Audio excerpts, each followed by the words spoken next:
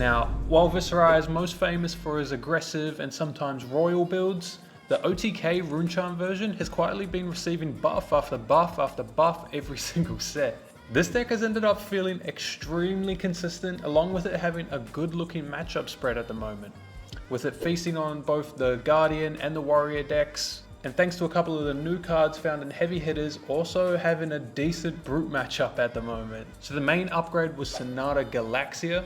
This card not only carries your early game by letting you tutor out your Runechant generators, but at the same time introduced an amazing mid-game plan to the deck, which the deck didn't have before. It does this by allowing you to tutor out and play a Looming Doom, which essentially doubles your Runechant's damage-wise. And this simple thing completely fixed your aggro matchups, since if the opponent wants to AB1 on your Looming Doom trigger, now their turn is weaker, giving you more breathing room to set up your next stack of Runechants. But if they want to take 2 instead every single turn, then you'll only have to make another like 10 or so Runechants for your second stack to finish them off. And then the upgrades didn't stop there. Sonata Phantasmia is the perfect blue, just a resource dump for any type of hand that you draw to develop some Runechants. Also has the benefit of being a powerhouse late game card when you see this along with 3 other blues, which is perfect synergy, since due to it being a blue, you're definitely going to see this card late game. Another inclusion in this deck is Runic Reckonings combined with Oath of the Arknights and Pummels,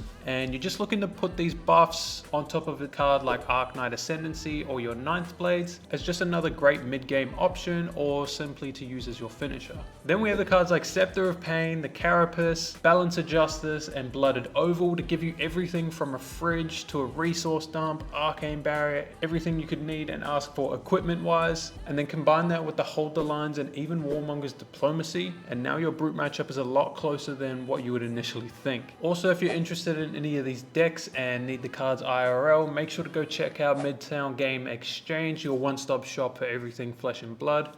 They also recently started up a Twitch channel where they're going to be doing box breaks for their store online.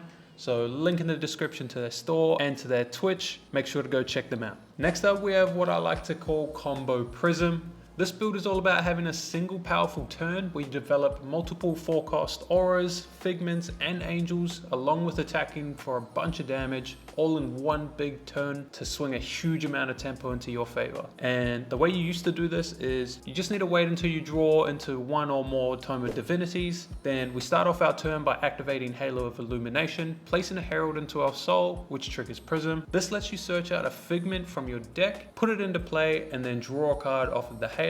At the same time, this will also turn on your Vestige of Soul for the turn. And we can see the Vestige trigger as your cards costing 1 less. So now this tome draws 3 while also only costing 3 resources. So then we just pump that one out. Now with all these cards, you look to play out multiple 4-cost auras like Genesis, Merciful, Parable, and ALS, thanks to the cost reduction from Vestige. Then we use our spare cards to swing them in using Iris. But thanks to heavy hitters, this combo received a massive upgrade in Luminaris Angel's Glow.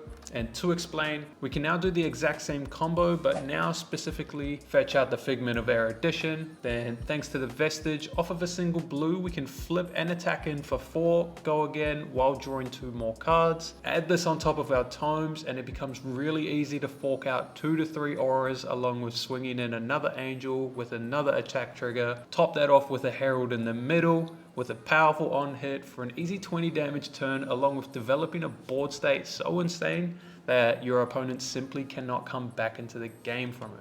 And to be honest, I don't even know if that's what they intended when they printed this weapon. I'm pretty sure their intention was to just give Prism a easier time into the aggressive decks and even the Dromai matchup, which this weapon definitely does, but the fact that this works so perfectly onto your combo turn kinda deletes the need for you to go Iris as a sideboard plan. So I do expect Prism to do decently well going forward, and I'm looking forward to seeing people try to abuse this sleeper build. But lastly, we have the one that has already put up results with a recent top 16 at last weekend's Battle Hardened, and that being Club Reiner.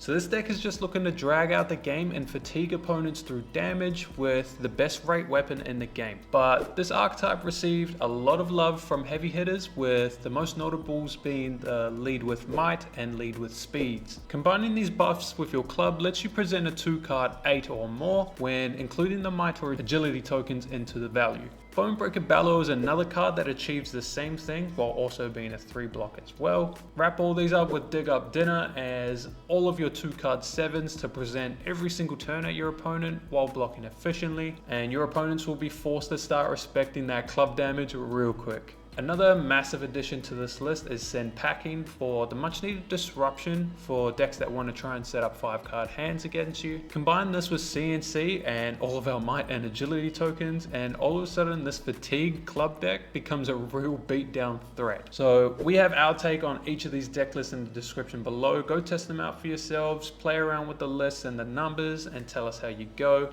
But for now, hello.